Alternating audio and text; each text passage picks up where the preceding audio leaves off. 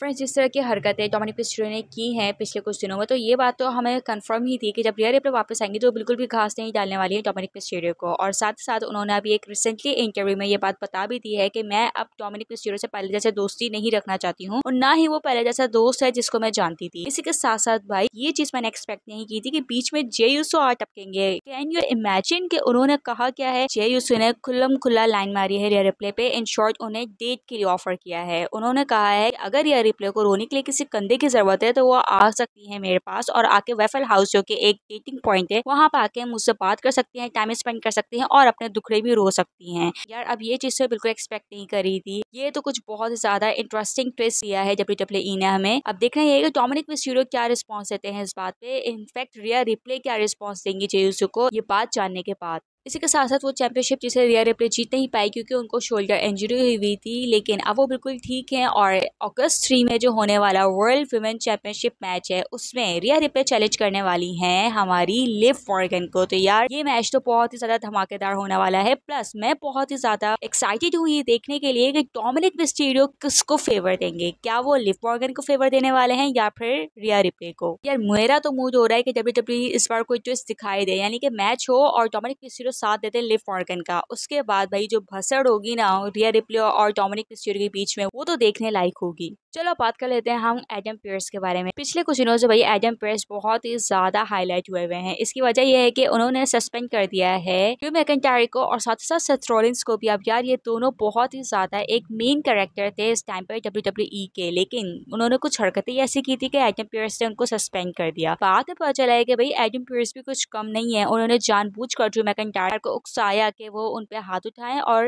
Adam Pearce जो है उनको सस्पेंड कर दें। असल में सीन कुछ हुआ था कि ड्रू मैकिंटायर तो चुपचाप से वहां से जाए, उनको रोका और कहा कि वहां पे जो भी दो रेफरीज थे उनसे माफी मांगो क्योंकि तुम्हारी वजह से इनको जो है मुश्किलात का सामना करना पड़ा। जिस पे आया ड्रू मैकिंटायर को गुस्सा, और यार क्यों नहीं आता, वो WWE का सुपरस्टार है और आप उससे कह रहे हो कि रेफरीज से माफी मांगो। असल में तो इस बात पे ड्रू मैकिंटायर को गुस्सा आया था और उसके बाद ही उन्होंने एडम पियर्स पे हाथ उठाया था। साथ ही साथ भाई एडम पियर्स की एक और हरकत के बारे में पता चला है और वो ये है कि वो ब्रॉन स्ट्रोमन के भी पीछे पड़े हुए हैं। कुछ सालों पहले की बात है कि ब्रॉन स्ट्रोमन और एडम पियर्स के पीछे भी कुछ तू मेमो हो गई थी, जिसकी बेस पर ब्रॉन स्ट्रोमन ने उठा लिया था एडम पियर्स पे हाथ। यार उस बात को पकड़ के एडम पियर्स अभी तक बैठा हुआ है। असल में हुआ कुछ यूं था कि रिंग के अंदर कुछ 5 लोगों का मैच हुआ था जिसमें ब्रॉन स्ट्रोमन जो है जीत नहीं पाए थे। तो एडम पियर्स ने उनको पॉइंट करते हुए, इनफैक्ट टीज करते हुए ये बात कही, भाई तुम तो इतने ताकतवर भी नहीं हो कि 5 छोटे छोटे रेसलर से जीत सको। जिसपे आ गया था ब्रॉन स्ट्रोमन को गुस्सा और उन्होंने भी भाई एडम पियर्स के साथ थोड़ी हाथापाई कर ली थी। उसके बाद एडम पियर्स ने ब्रॉन स्ट्रोमन को भी सस्पेंड कर दिया था पूरे 2 महीने के लिए। तो यार आप सस्पेंड कर लिया था, उससे पनिशमेंट अपनी पेयर कर ली थी तो बात खत्म हो जानी चाहिए थी, लेकिन नहीं यार, एडम पियर्स के तो कॉलर ही नीचे नहीं हो रहे हैं।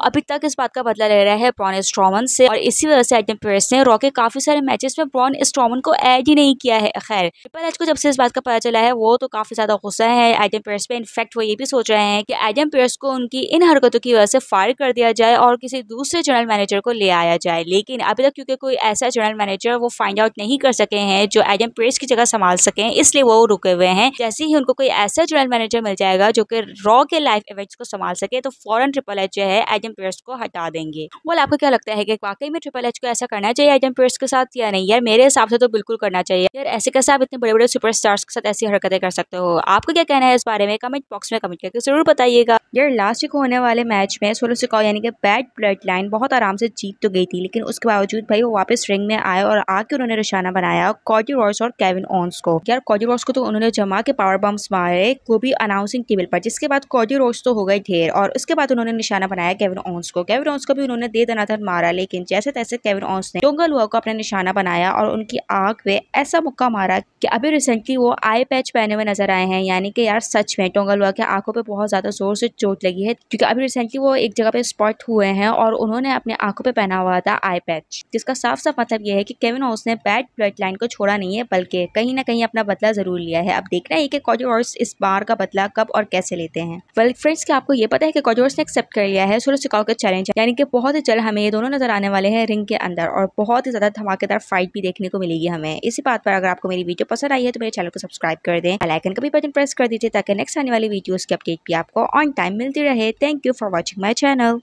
और यार आखिर में तो सिर्फ मैं यही कहूंगी, सब्सक्राइब सब्सक्राइब। यार प्लीज मेरे चैनल को सिर्फ देखा ही नहीं करो बल्कि सब्सक्राइब भी कर दिया करो।